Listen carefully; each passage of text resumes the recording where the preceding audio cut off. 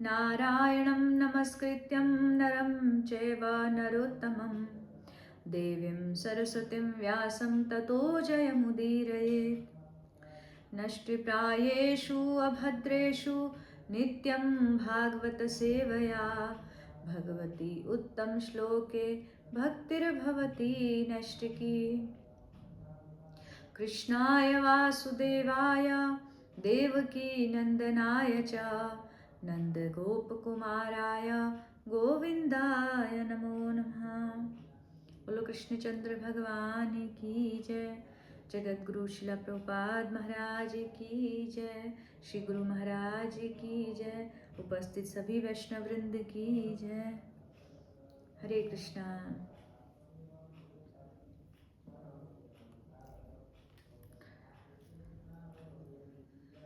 हरे कृष्णा। आप सभी भक्तों का स्वागत है पुनः श्रीमद् भागवतम की इस कक्षा में।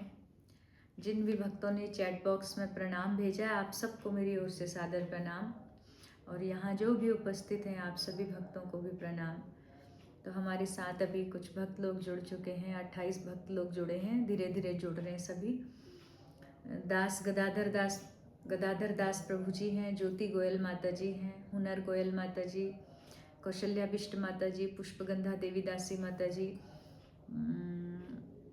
शोभा पांडे माता जी, कौशल्या बिष्ट माता जी, पल्लवी माता जी, सुमित थापा प्रभु जी, स्वाति अग्रवाल माता जी, अमित प्रभु जी, अरजीत प्रभु जी, अवर्णिका माता जी, बीना माता जी, दमयंती माता जी, दीक्षा माता जी, गंधारी देवी दासी माता जी, हरीश शर्मा प्रभु जी, किरण बिष्ट माता जी, खष्टी जोशी माता जी, हिमांशु जोशी प्रभु जी, लता पांडे माता जी, मनमोहन सिंह प्रभु जी, मिट्ठू माता जी, नेहा माता जी, पवन सिंह प्रभु जी,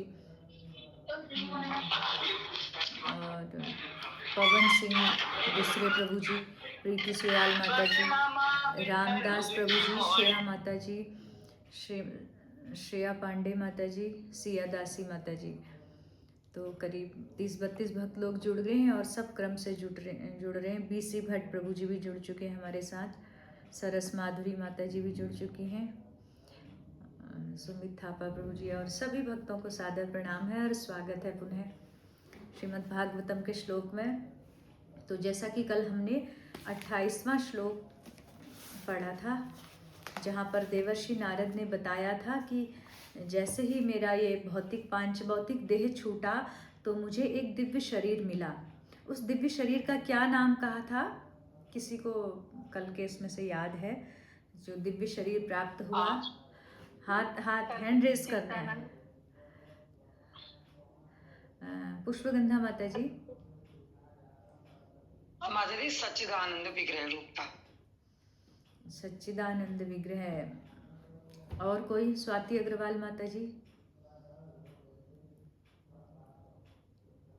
सच्चिदानंद भी मिलता है शरीर, मिलता है, लेकिन कल के श्लोक में जो था, आप जिसने भागवत पढ़ी होगी वही बता सकते हैं कि वहां पर एक शब्द इसके लिए प्रयुक्त किया था, कौन सा शरीर मिला? सुमित थापा प्रभु जी। हरे कृष्णा माता जी। शाश्वत शरीर। शाश्वत शरीर, ठीक है। अर्थ कुछ कुछ आप सबके ठीक ही हो रहे, लेकिन यहाँ पर कहा था भागवतीम तनु। तनु माने देह, भागवतीम तनु इस श्लोक में बताया था 28वें में कि नारद जी को वो देह प्राप्त हुआ जिसके द्वारा वो फिर भगवान के शाश्वत सेवा में लगने के लिए योग्य हो गए। अब उनका कर्म बंधन यहाँ से समाप्त हो गया। जो भागवती तनु होता है उसमें, यानी कि जो भगवत धाम में जो चिन्मय शरीर होता है, देह होता है, उसको शरीर भी नहीं कह सकते हैं। इस भौतिक जगत में हमें शरीर प्राप्त होते हैं। जैसे ही जीवात्मा अपने स्वरूप में स्थित हो जाती है, आत्मा के पहचान उसको हो जाती कि मैं भगवान का दास हूँ, तो उसके बाद वो अपने स्वरूप में स्थित होने के बाद वहाँ पर आत्मा और देह में फर्क नहीं होता है। जो दिव्य शरीर होता है वहाँ आत्मा ही प्रकाशित हो जाती, जैसे सतचित आनंदमय आत्मा है वही। यहाँ हमारा देह अलग है और आत्मा अलग है, तो वहाँ ये नहीं होता है कि देह अलग आत्मा अलग, वहाँ आत्मा ही सेवा में लग जाती भगवान के। तो बहुत सारी चीज़ें हमने कल के इसमें पढ़ी थी कि नारद जी कह रहे थे कि मैं उसके बाद ऐसा दिव्य शरीर प्राप्त हुआ। आज 29वां श्लोक हम पढ़ते हैं। कल्पांत इदम आदाय शयाने अम्भस्युदन्वतः शिशिरो अनुप्राणं विविशे अन्तरहं विभो Recording in progress. कल्पान्त इदमादाय शयाने अम्भसि उदन्वतः शिशैषो अनुप्राणं विविशे अन्तहं विभो। कोई पढ़ना चाहेंगे श्लोक?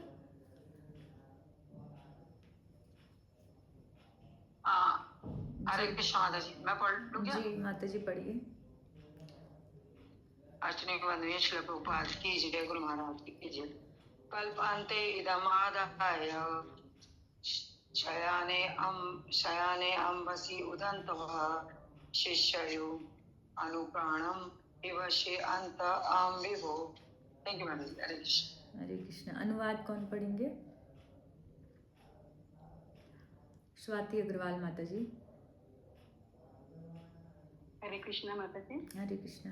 कल्प के अंत में जब भगवान नारायण प्रलय के जल में लेट गए, तब ब्रह्मा जी के समस्त सृष्टिकारी तत्वों सहित उनके भीतर प्रवेश करने लगे और उनके श्वास से मैं भी भीतर चला गया।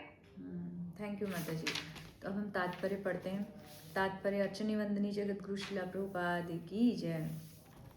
श्री नारद मुनि ब्रह्मा के पुत्र के रूप में उसी प्रकार विख्यात हैं जिस प्रकार भगवान श्री कृष्ण वासुदेव के पुत्र के रूप में। श्री भगवान तथा श्री नारद मुनि जैसे उनके मुक्त भक्तगण इस संसार में एक ही विधि से प्रकट होते हैं, जैसा कि श्रीमद् भगवद गीता में कहा गया है। श्री भगवान का जन्म तथा उनके कार्यकलाप सभी दिव्य होते हैं। अतः प्रामाणिक अभिमत के अनुसार ब्रह्मा के पुत्र के रूप में श्री नारद मुनि का जन्म भी दिव्य लीला है। उनका प्राकट्य तथा तिरोधान व्यवहारिक रूप से श्री भगवान के समस्तरीय है। अतः श्री भगवान तथा उनके भक्त दिव्य व्यक्ति के रूप में एक साथ एकमेव तथा भिन्न है। वे दिव्यता की समान कोटि से संबंधित हैं। बोलो श्रील प्रभुपाद की जय। यहाँ पर अब देवर्षि नारद बता रहे हैं कि जब मुझे भागवती तनु मिल गई उसके बाद मैंने क्या किया, फिर कहाँ गए आप, क्योंकि आपका भौतिक देह समाप्त हो गया, भौतिक संसार से कर्म बंधन खत्म हो गया। तो कह रहे हैं कि फिर ब्रह्मा जी ने जब इस कल्प का अंत हुआ तो ब्रह्मा जी ने जब श्वास ली, उसी श्वास के माध्यम से सारे सृष्टि के इस ब्रह्मांड के जीव ब्रह्मा जी समेत गर्भोदक साई विष्णु के भीतर चले गए। तो कल्प के अंत में प्रत्येक कल्प में एक प्रलय होता है जिसको कहते हैं नैमित्तिक प्रलय, जहाँ पर इस सृष्टि के सभी जीव गर्भोदक साई विष्णु में समा जाते हैं। फिर वही ब्रह्मा जी की रात्रि प्रारंभ होती है। जैसे हम दिन भर काम किया, अभी रात को हम सोएंगे, सो गए बिल्कुल, सुबह उठते हैं फिर नए उससे काम करते हैं नई ऊर्जा के साथ। तो रोज रात को सोते हैं, सुबह उठते हैं, फिर कार्यों में लगते हैं। तो ऐसे ही ब्रह्मा जी भी दिन भर जो सृष्टि का कार्य है वो करते हैं, सेवा भगवान की, फिर रात्रि में क्या, सोने चले जाते हैं। फिर सोने जाते हैं तो उसको कहा गया है हमारे शिला विश्वनाथ चक्रवर्ती ठाकुर ने कि वैष्णवी निद्रा में वो सोते हैं। उनका सोना हमारी तरह सोना नहीं है, विश्राम करते हैं ब्रह्मा जी। उनका विश्राम भगवान नारायण के भीतर ही है, और उस विश्राम में भी वो तमोगुण में नहीं सोते हैं, भगवान की उपासना ही करते हैं। उसके दौरान वो भगवान के साथ अगली सृष्टि कैसे करनी है उसका ज्ञान लेते हैं। तो इसको थोड़ा समझना होगा कि नारद जी कह रहे हैं कि कल्प के अंत में नारायण के प्रलय के जल में लेट गए तो उनके भीतर हम सभी चले गए। तो यहाँ पर देवर्षि नारद अभी तक दासी पुत्र थे, अब उनको चिन्मय देह प्राप्त हो गई, और चिन्मय देह शाश्वत है जो भगवान के समान ही। तात्पर्य में कह रहे हैं कि भगवान के समस्तरी है। और ब्रह्मा जी के अगली सुबह को फिर नारद जी के रूप में उनका प्राकट्य होता है। दासी पुत्र थे अभी तक, फिर ब्रह्मपुत्र के रूप में प्राकट्य होता है।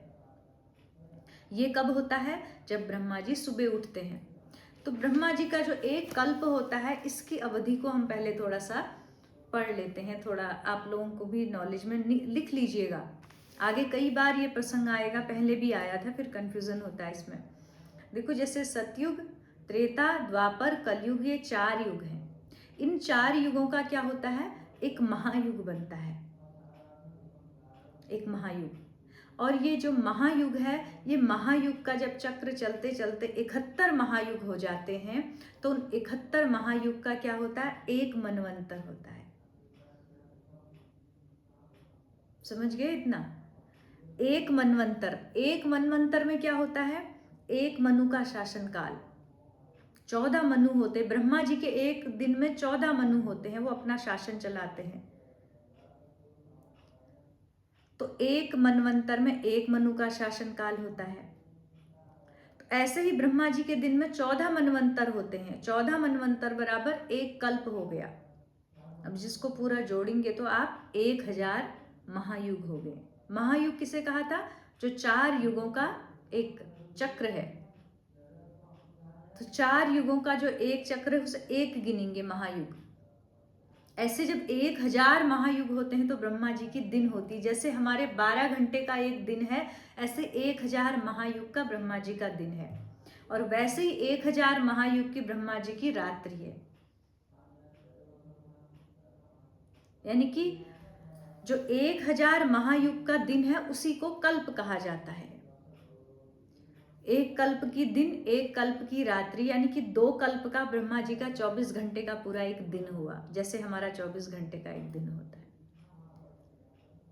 तो एक कल्प जो हुआ, जैसे ही ब्रह्मा जी की रात होती है, बीतती है, रात बीतते ही जैसे हम अपना काम सब समेट के क्या करते हैं, कमरा बंद करके सो जाते हैं ना, विश्राम करते हैं।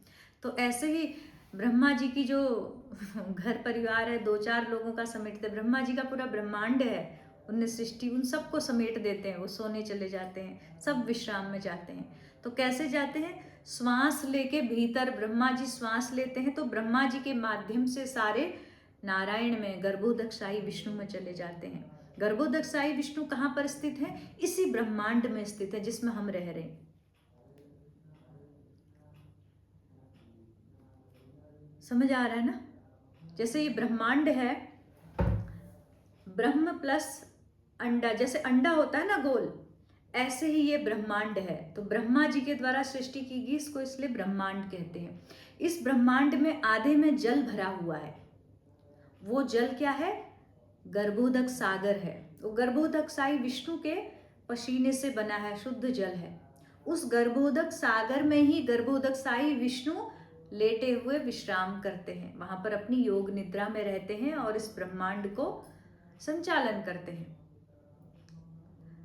तो उसी में आधे में क्या होता है, उन गर्भोदकशाही विष्णु के नाभि से एक कमल निकलता है। उस कमल में ही, जो कमल की जो डंडी होती है, उस डंडी में 14 लोक होते हैं। 14 लोक में जैसे कमल निकला, तो सबसे ऊपर कमल में क्या है, सत्यलोक है, ब्रह्मलोक जिसको कहते हैं, ब्रह्मा जी का, उस पर ब्रह्मा जी बैठते हैं।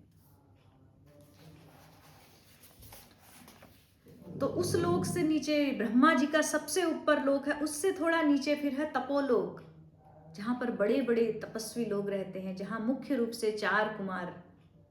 फिर उससे थोड़ा नीचे है जनलोक, जहां प्रजापति रहते हैं, जो आपने सुना होगा दक्ष प्रजापति का नाम, और रुचि प्रजापति, कई प्रजापति हैं मुख्य, वहां तो बहुत सारे हैं, तो उनका वो लोक है।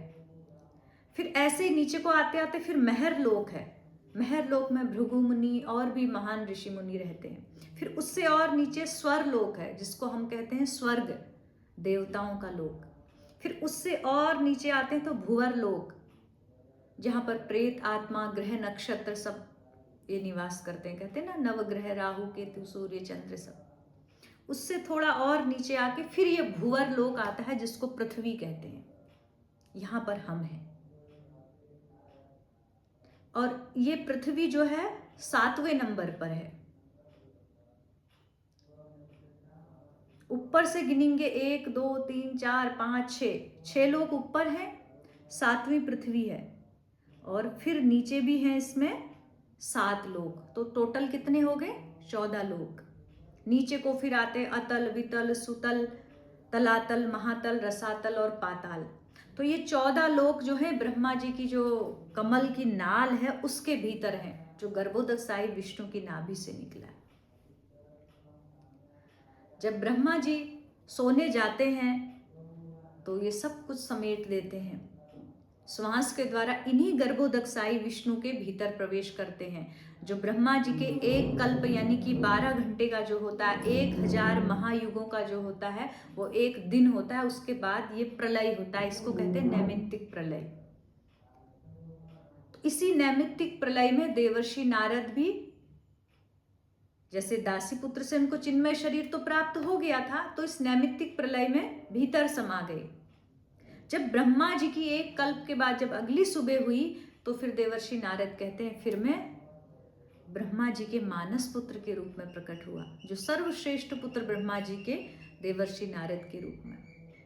अब नारद जी का जो जन्म है वो सामान्य नहीं था। यहाँ पर नारद जी को चिन्मय देह प्राप्त हो गई है और ब्रह्मा जी की देह क्या है? बुद्धि की देह बनी है, जो महत तत्व में ही आता है। महत तत्व क्या है? इस प्रकृति के भीतर है। लेकिन नारद जी की चिन्मय देह इस प्रकृति की नहीं है, वो बाहर की है। अब नारद जी ने यहाँ से जो विशेष जन्म लिया, तो ऐसे नारद जी बाहर आए जैसे हम सो के उठते हैं तो सुबह को हम वही होते हैं, बदले नहीं होते हैं।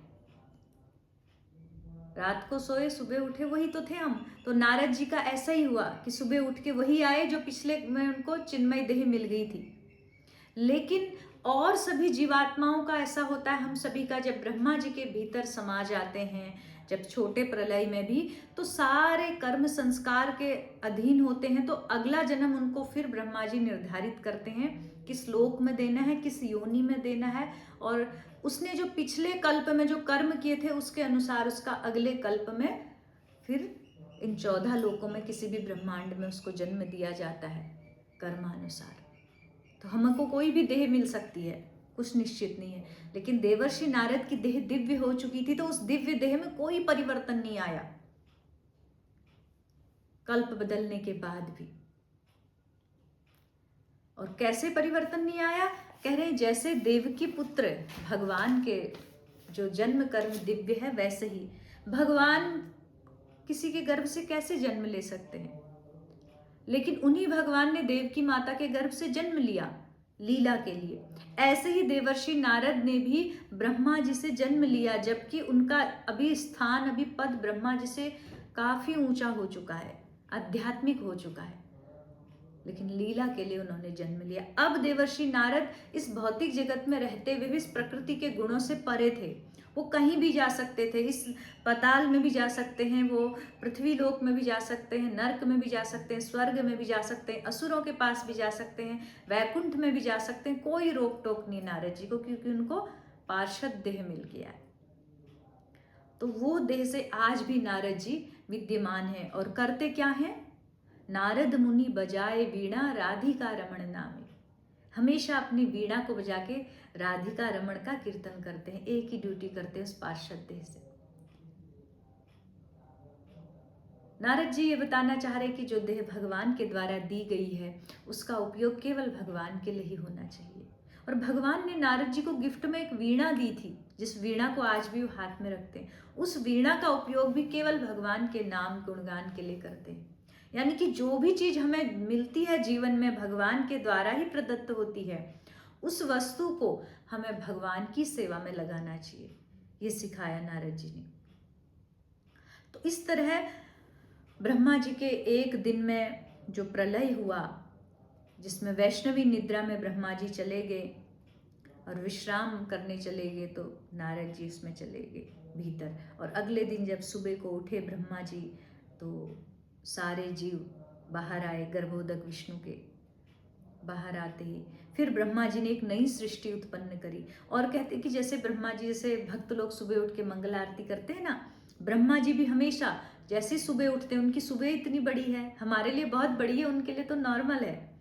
जैसे हमें हमारी रात और सुबह हमें लगता है नॉर्मल है, कोई बड़ी बात नहीं है। लेकिन जो छोटे जीव है ना, जिनकी आयु 1 दिन की होती है, कुछ ऐसे जीव भी होते हैं जिनकी आयु 10 दिन की होती है, टोटल आयु 10 दिन में उनका 3 दिन बचपन हो जाता है, 3 दिन जवानी हो जाती है, 3 दिन बुढ़ापा होता है, लास्ट में मर जाते हैं। उन्हें अगर हम हमारी समय का अगर वो अनुमान करेंगे, उन्हें लगेगा अरे इनके 12 घंटे कितनी बड़ी, 100 वर्ष इनके जीवन की कितना बड़ी अवधि लगेगी। ऐसे ही हमारे लिए है, हमें लग रहा है ब्रह्मा जी की अवधि कितनी बड़ी है, 1000 महायुग। और वही ब्रह्मा जी, इनकी आयु 100 वर्ष की है, 1000 महायुग का दिन है, 1000 महायुग का रात है, ऐसे ही करके उनकी 100 वर्ष की आयु है। कितनी लंबी अवधि है। और वो ब्रह्मा जी का क्या होता है, जब कारणोदकशाई महाविष्णु श्वास लेते हैं अंदर, तो सारे ब्रह्मा जी समेत ब्रह्मांडी भीतर चले जाते हैं, जैसे बबल्स भीतर, फिर श्वास छोड़ी बाहर आ गए। हमें लग रहा है ब्रह्मा जी का कितना बड़ा दिन है, और ब्रह्मा जी को लग रहा है वो भगवान का श्वास देख रहे हैं कि अरे बस भगवान ने श्वास ही लिए तो मैं बाहर आया हूँ, मैं सांस लूँ और बाहर करूँ, कितना समय हुआ, कुछ भी नहीं हुआ। यही समय ऐसा ही भगवान ने किया है। इतना मतलब भगवान की क्या महत्ता है, इससे हम समझ सकते हैं। श्वास लेने मात्र से अनंतों ब्रह्मांड रोमकूपों की तरह उनके बबल्स निकल रहे हैं, जैसे रोमकूपों से, और जैसी श्वास लेते सब भीतर समा जाते हैं। ऐसी अद्भुत सृष्टि है। अब इसके सामने हम अपने को रखना चाहिए, इसीलिए ये बताया जाता है, सृष्टि का वर्णन होता है। हमारी क्या गिनती है। हमें लगता है कि हमारे इस 30, 40, 50 साल के जीवन काल में तो इतना कुछ है, पता नहीं मैं क्या ही कर दूंगा। ऐसा लगता है जैसे हम नहीं होंगे तो ये दुनिया ही नहीं चलेगी। अपने छोटे छोटे जो इशू हैं उसको हम इतना बड़ा मानते हैं कि बस उसमें तनाव में आ जाते हैं, कुछ भी सोच लेते हैं और कुछ सोचना ही नहीं है। लेकिन थोड़ा ऊपर उठ के देखें कि ब्रह्मा जी का दिन कितना बड़ा है, हम उनके सामने कुछ भी नहीं है। बरसात में जब बारिश की बूंद पड़ती है तो जल में ऐसे बबल उठता है, खत्म हो जाता है। ऐसे ही जल में एक बूंद के समान हमारी आयु है, जो देखते देखते नष्ट हो जाती है। ब्रह्मा जी तो दूर रहे, अगर आप देवताओं की दृष्टि से देखो, देवता लोग भी सोचते हैं कि कैसे मनुष्य मूर्ख हैं, इनको कुछ ही समय मिला है, थोड़ा सा समय मिला है, 50-60 दिन का समय, उसमें इतना सब कुछ ये ताम झाम इकट्ठा करके सोचने लग जाते हैं। इतने में भजन करें तो भगवत धाम जा सकते हैं। क्योंकि देवताओं का, हमारा 1 वर्ष देवताओं का 1 दिन है, हमारी 60 साल की आयु देवताओं के 60 दिन है। कुछ भी नहीं हुआ, उनको लग रहा है 60 दिन में इन्हें इतना सब झमेला पाला हुआ है।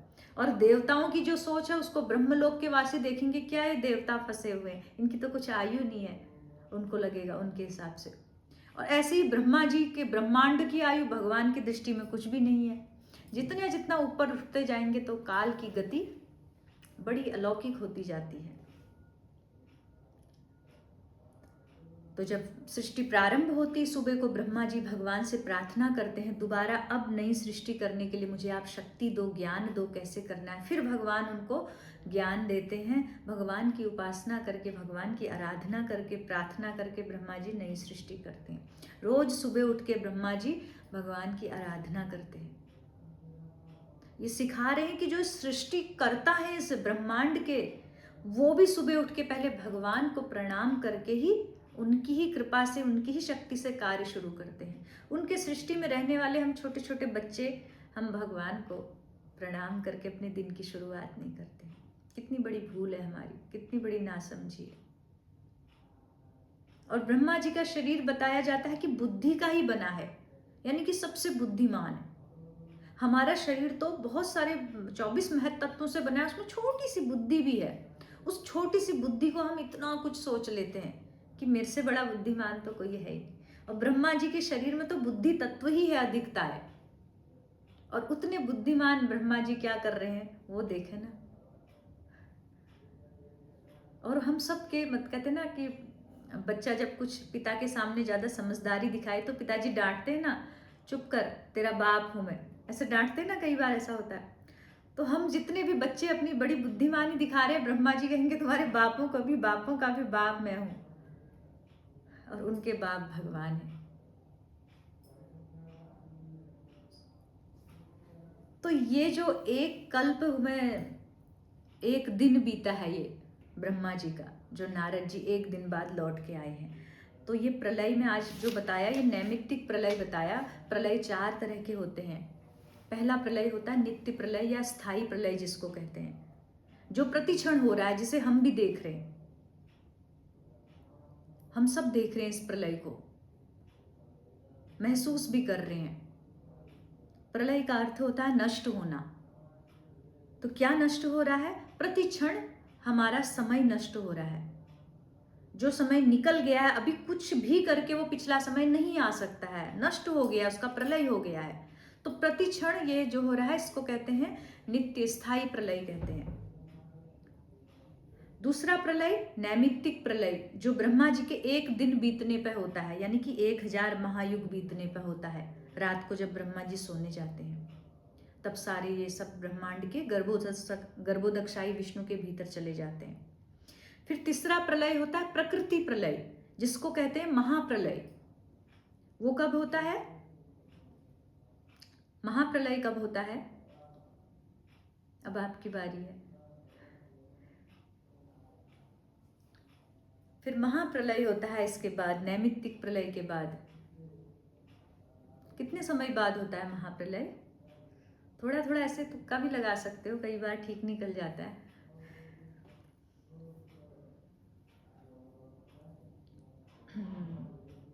इस युग बीतने पर ब्रह्मा जी के दिन पूरा। 4 युग। मयंक गोयल प्रभु जी। हरे कृष्णा माता जी, जब ब्रह्मा जी के 100 दिन जब पूर्ण होते हैं, उसके बाद महाप्रलय आती होगी, जब ब्रह्मा जी का भी मतलब अंत होके और अगला समय आता बिल्कुल होगा। ठीक कहा। आप सोचिए, जिन ब्रह्मा जी के सोने में इतना बड़ा प्रलय आ रहा है, तो उन ब्रह्मा जी की आयु पूर्ण होने में कितना बड़ा प्रलय नहीं होगा। खाली सोने में यहाँ ब्रह्मांड वो हो जा रहा है। फिर जब ब्रह्मा जी के 100 वर्ष पूरे होते हैं, तो वो महाप्रलय हो जाती है। उसमें क्या होता है? ये ब्रह्मांड ही कारणोदकसाई विष्णु के भीतर समा जाता है। यानी कि वो महाप्रलय तब होता है जब भगवान श्वास भीतर ले लेते हैं। नैमित्तिक प्रलय में क्या था? सब कुछ गर्भोदकसाई विष्णु के भीतर गया था, और गर्भोदकसाई विष्णु कहाँ है? इस ब्रह्मांड के भीतर है। ब्रह्मांड समझ रहे ना?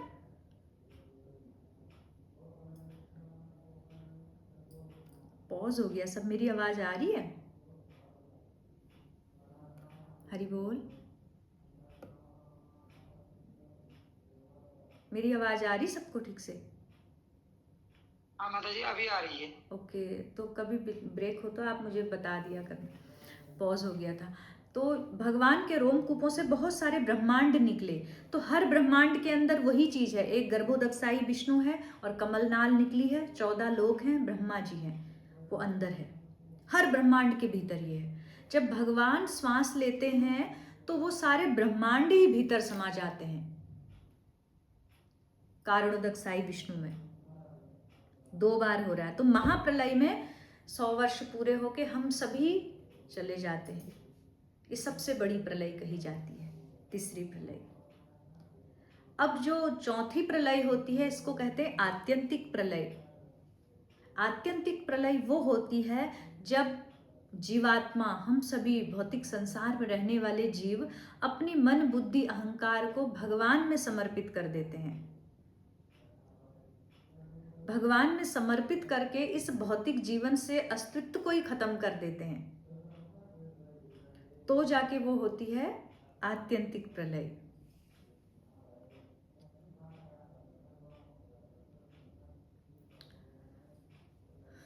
हरे कृष्ण कृष्ण कृष्ण हरे हरे, हरे राम राम राम हरे हरे। हरे कृष्ण कृष्ण कृष्ण हरे हरे, हरे राम।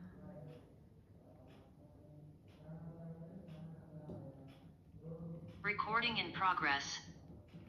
हरे कृष्ण कृष्ण कृष्ण हरे हरे, हरे राम राम राम हरे हरे। कहाँ पर से आवाज बंद हो गई थी? थोड़ा मेरा नेटवर्क आज ठीक नहीं आ रहा है। जब आप कह रहे थे चौथी प्रलय होती है, वहां से। ओके, चौथी प्रलय होती है आत्यंतिक प्रलय। जब वो तब होती है जब जीवात्मा, कोई भी जीव, वो किसी के भी जीवन में हो सकती है, कभी भी हो सकती है, वो हम पर निर्भर करता है हम कब उस प्रलय को अपने जीवन में लाएं। जब जीवात्मा मन बुद्धि अहंकार जो ये भौतिक अस्तित्व में है इसको आध्यात्मिक अस्तित्व में चला जाता है, यानी कि भगवान को समर्पित कर देता है, तो उसका जब इस भौतिक जगत से सरोकार खत्म हो जाता है तो इसको कहते हैं आत्यंतिक प्रलय। उसके बाद ये समझो कि यहाँ से उसका हिसाब किताब खत्म। जब सब कुछ समर्पित भगवान में कर दिया तो दोबारा इस भौतिक जगत में आएगा ही नहीं। अब इन सारी प्रलयों के बीच में उसको कहीं पर भी हिस्सेदारी नहीं करनी पड़ेगी। ये सबसे बड़ी प्रलय ये है। बाकी प्रलय से बचने के लिए हमारे पास कोई मार्ग नहीं है, लेकिन आत्यंतिक प्रलय को अपने जीवन में हम भक्ति के द्वारा ले आए तो तीनों प्रलय से हम बच सकते हैं। तो ये श्रीमद् भागवतम में ये प्रलय के विषय में बताया। तो अभी जो प्रलय हो रही है ये कौन सी प्रलय है, अब आप बताएंगे। जब नारद जी कह रहे हैं मैं भीतर चला गया ब्रह्मा जी के, फिर दोबारा मैं आया, ये कौन सी प्रलय थी जी? स्वाति माता जी या कोई और?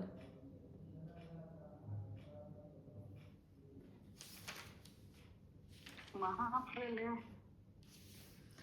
नहीं माता जी, महाप्रलय में तो ब्रह्मा जी से ब्रह्मांड ही चला जाएगा ना।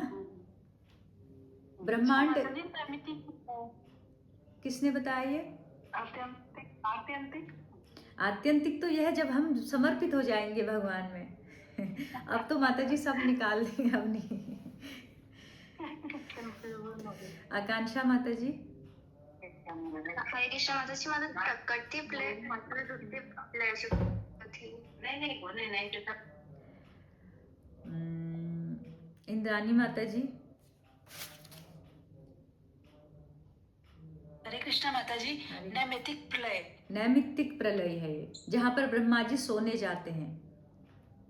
और तब क्या होता है, हम भीतर ही इस ब्रह्मांड के भीतर ही गर्भोदकसाई विष्णु के बीच भीतर रहते हैं।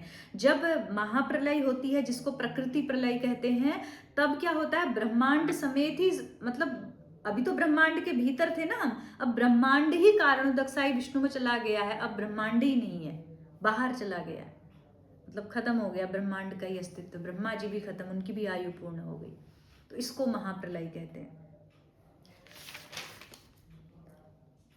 तो देवर्षि नारद ने भक्ति के द्वारा वो देह प्राप्त कर दी कि प्रलय के बाद भी वो चिन्मय रूप से प्रकट हुए, और जिनसे प्रकट हुए ब्रह्मा जी से वो इस महत तत्व में के भीतर ही उनके शरीर की निर्मित हुई है। लेकिन नारद जी की शाश्वत भागवती तनु प्राप्त हो गई है। कितना ऊंचा स्थान प्राप्त कर लिया है। जैसे भगवान दिव्य होते हैं ऐसे देवर्षि नारद भी दिव्य हो गए, भगवान के समान ही हो गए। तो ये यहाँ पर नारद जी ने यही बताया अपने विषय में कि मैं ऐसे मेरा प्राकट्य हुआ, क्योंकि उन्होंने पूछा ना कि आप फिर दोबारा कैसे आए, आपको कैसे याद रहा। तो उन्होंने पिछले श्लोकों में कहा कि भगवान का आशीर्वाद था तो मैं सब कुछ भूला नहीं, उसके बाद ऐसे प्रलय के बाद में आया। सब कुछ ऐसे सुना रहे जैसे हम सो के उठते हैं सुबह को तो पिछले दिन की बात सुनाते हैं, तो वैसे ही नारद जी सारी बातें सुना रहे हैं। तो कल हम अगले श्लोक पर चर्चा करेंगे, इसी से मिलता जुलता श्लोक है। तो थोड़ा थोड़ा सा, क्योंकि दोबारा बार बार रिपीट करना पड़ा, कुछ लोग नए हैं तो उनके लिए कुछ शब्द पहली बार भी होंगे, तो इसलिए मैं इसको बार बार रिपीट कर रही हूँ प्रलय के बारे में। और उनको नोट करेंगे तो अगली बातें समझ आएंगी। थोड़ा गणित वाला है ये, लेकिन इस ब्रह्मांड की संरचना को हम जितना ज़्यादा समझेंगे थोड़ा इस पर मन लगना नहीं चाहता है, क्योंकि मन बहुत सोचना पड़ता है ना। अगर इसको समझने का प्रयास करते हैं तो ये एक चीज़ हमारे भीतर लाता है कि हम तो बड़े तुच्छ जीव हैं, हमारी तो कोई कहते हैं ना, हम नगण्य जीव हैं। ये बात हमारे भीतर आएगी, ये बात हमारे भीतर आएगी। तो हम जब इतने तुच्छ हैं तो जब सबसे विशाल हैं, सबसे बड़े, उनके प्रति समर्पित होने की भावना आएगी, यानी कि समर्पण भगवान के प्रति आएगा। जब हमें पता लगेगा, कहते हैं ना कि ऊंट आया पहाड़ के नीचे तो हम लोगों ने जो मिथ्या अहंकार से अपने को ऊंट की तरह फुला रखा है, तो पता लगेगा कि एक श्वास ले रहे हैं भगवान, ब्रह्मांड खत्म हो रहे हैं, हमारी क्या ही औकात है, मतलब। तो हमारा अहंकार टूटेगा, समर्पण बढ़ेगा। और एक और बात पता चलेगी, देखो ब्रह्मा से लेके सब कुछ प्रलय में क्या हो रहा है, नष्ट हो रहा है। तो नष्ट होने की प्रक्रिया तब समाप्त होगी जब हम भक्ति करेंगे, जो नारद जी ने किया। ब्रह्मा जी भी नष्ट हो रहे हैं लेकिन नारद जी नहीं हो रहे, वो आज भी शाश्वत है। भक्ति में इतनी शक्ति है। यदि हमें चाहिए कि बार बार इन भय से मुक्त हों तो हमें केवल और केवल भगवान की शरणागति लेनी चाहिए। भय कितना लगता है ना, अभी आजकल जो चल रहा है कि भविष्य मालिका में कहा है सब कुछ खत्म हो जाएगा, कभी कह रहे हैं 2026 में, कभी कह रहे हैं 2028 में, 4-5 सालों में खत्म हो जाएगा। आप सब सुन रहे होगे न्यूज़ में, तो डर लग रहा है ना कहीं सबको थोड़ा थोड़ा डर लग रहा है। ये खाली एक बातें सुन के हम इतना डर रहे हैं, तो एक बार नहीं होता है, हर बार ये प्रलय होता है, हम खत्म होते हैं, हर बार हम इतना ही डरते हैं। ये तो छोटी अफवाह है। जो शास्त्र कह रहे हैं प्रलय वो सच्ची है, उससे हमें कोई नहीं बचा सकता है। ब्रह्मा जी तक उसके भीतर समा जा रहे हैं, नारद जी कह रहे हैं मैं भी समा गया, तो हम कहाँ बचेंगे। और कितना भय लगता होगा उस समय जीव को। और प्रलय की जो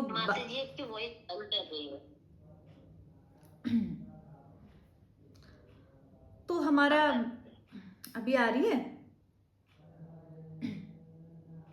जी बराबर। हाँ, थोड़ा सा नेटवर्क ठीक नहीं है। तो हम इससे मुक्त, इस भय से मुक्त तब होंगे जब इस भौतिक जगत से ही बाहर जाना पड़ेगा हमको, जो शाश्वत है। अन्यथा यहाँ ये लगा रहेगा, सृष्टि में विनाश होगा फिर शुरुआत होगा, फिर विनाश होगा फिर शुरू होगा। और रोज ये कार्य हो रहा है, ब्रह्मा जी रोज ये कार्य कर रहे हैं। ऐसे सारे देवता खत्म हो रहे हैं, ब्रह्मा जी खत्म हो रहे हैं, तो हम भी खत्म हो रहे हैं। एक मनवंतर जैसी 71 महायुग बीतते हैं, 71 महायुग यानी कि एक मनवंतर, तो स्वर्ग लोक में देवताओं का सफाया हो जाता है, पूरा स्टाफ चेंज हो जाता है, इंद्र बदल जाते हैं, देवता बदल जाते हैं। जैसे वो होता है ना कि चुनाव होता है ना, प्रधानमंत्री, भाजपा सरकार आई तो सारे उसी सरकार के कैबिनेट मंत्री, सारा मंत्रिमंडल होता है। तो ऐसे ही जब एक मनवंतर बीतता है तो सब जो पुण्यवान इंद्र बने थे उन पुण्य क्षीण हो गए, वो आ जाएंगे, इस भूलोक में ही आएंगे, फिर दूसरा आगे इंद्र बनेंगे। अभी जो इंद्र बने वर्तमान में वो पुरंदर राजा है, उनका नाम, इंद्र तो उपाधि है। इसके बाद जब अभी चल रहा है अभी बहुत समय है, अभी 27वां मनवंतर चल रहा है, नहीं सॉरी 7वां मनवंतर चल रहा है। तो जैसे ये 14 में पहुंचेंगे तो उसके बाद जो महाराजा बलि हैं वो इंद्र के पद पर आएंगे, बिल्कुल स्टाफ बदल जाएगा। ऐसे इंद्र भी बदलते रह रहे हैं, देवता भी बदल रहे हैं। कितना, क्या पता हमारे आस पड़ोस के लोग कितने बार इंद्र बन के आए हैं, क्या पता हम ही बने हो। पुण्य करो इंद्र बनो, फिर पुण्य खत्म हुए फिर यहाँ आए। सच बात है ये। जो लोग भक्ति नहीं करते, बहुत सारे पुण्य कार्य करते हैं, परोपकार करते हैं, सामाजिक कार्य करते हैं, उनको स्वर्ग में सम्मान मिलता है, देवताओं के पद मिलते हैं बड़े बड़े, खूब सुख ऐश्वर्य मिलता है। लेकिन जो भक्ति करता है उसको इस भौतिक अस्तित्व से ही मुक्ति मिल जाती है, उनको भगवान की सेवा प्राप्त होती है। तो इसमें बहुत सारी चीज़ें हैं। हमें इस ब्रह्मांड वाले जो है आज का चैप्टर है, मैं कहूँगी आप सभी से इसको 1-2 बार और पढ़ो तो उससे क्लियर होगा। क्योंकि समझाना, इसको थोड़ा मैं समझा पा रही हूँ, लेकिन आप लोग और पढ़ेंगे तो और अच्छे से समझ आएगा। तो कल इसके आगे की चर्चा करेंगे, यहीं पर इसको विश्राम देते हैं। किसी का कोई प्रश्न हो इस Recording संबंध में stopped. तो पूछ सकते हैं। जी प्रभु जी, BC भट्ट प्रभु जी। माता जी हरे कृष्णा, धन्यवाद, प्रणाम सभी वैष्णव भक्तों के चरणों में कोट कोट धन्यवाद प्रणाम। मेरा एक क्वेश्चन था, आपने बोला कि 71 महायुग, ये मतलब ये हमारे भौतिक संसार का महायुग? हाँ, ये हमारे भौतिक संसार का महायुग इक्वल टू 1 मनवंतर। हाँ, एक मनवंतर होगा। जो ये आपको गिनती बताई, ये 4 युग, ये इसी की है, हमारे भौतिक जगत की है। जो 4 युग हैं इस पृथ्वी लोक में ही होते हैं। माता जी थोड़ा मेरा छूट गया था, 1000 वर्ष हमारे दिनों का, ब्रह्मा का एक दिन, 1000 महायुग, 1000 महायुग ब्रह्मा जी का एक दिन। एक दिन। अच्छा, इसमें जो आपने ये बताया ना, क्या कहते हैं, अभी विष्णु कितने होते हैं? एक महाविष्णु हो गए, एक कारणोदक विष्णु हो गए, एक गर्भोत्साही हो गए, कितने हो गए? 3। एक गर्भोदकसाई विष्णु है। हरे कृष्णा माता जी, आवाज आ रही है? हरे कृष्णा आ रही। एक गर्भोदकसाई विष्णु है, एक क्षीरोदकसाई विष्णु है, एक कारणोदकसाई विष्णु है। जो कारणोदकसाई विष्णु है उन्हीं को महाविष्णु भी कहते हैं। ठीक है मतलब थैंक यू। अच्छा ये थोड़ा सा इसको बताना तो प्रलय कितने थोड़ा किया था मैंने। प्रलय, अच्छा प्रलय प्रभु 4 तरह के होते हैं, आपको शायद आवाज नहीं आई थी, मैं डिटेल आद्यंत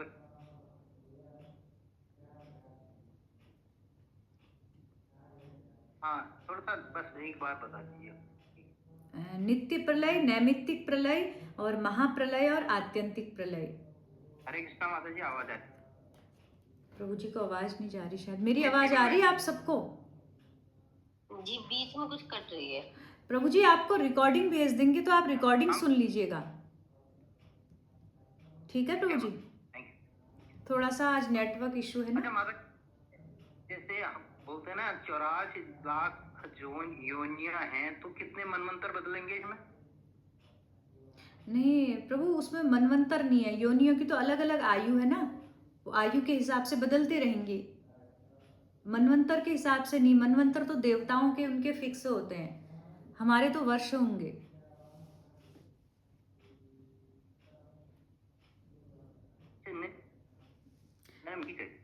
आवाज नहीं आ रही प्रभु जी, किसी का और किसी का प्रश्न है कोई?